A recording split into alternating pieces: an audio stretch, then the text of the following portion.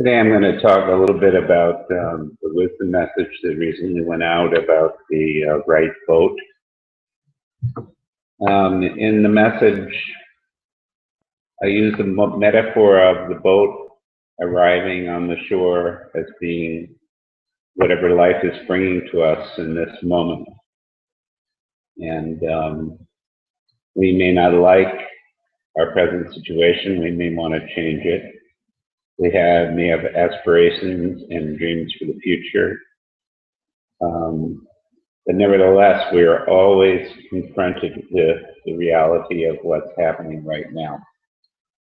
And when we resist that, or when we pretend that it's not real, or we want to change it, and we're not able to accept it as the vehicle that's presenting itself, we're not really able be happy in our lives.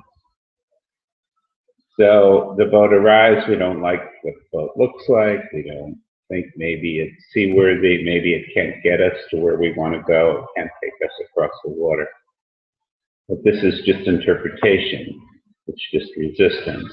The reality is the boat is there, we either get on it and we see where it's going to take us or we don't. So a lot of what we're constantly facing is the need to accept life the way it is, to work with it the way it is. The reality is we don't know where life is going. Even the perception of this moment can be very flaky. We may not see things the way they really are. If we're willing to accept what's there and work with it, dance with it, then we get on the boat and we see where it's going to take us, and we cooperate with that craft, because that craft is all we have to work with. Our life is all we have to work with. So there is a dialogue that we have with the universe, every single one of us.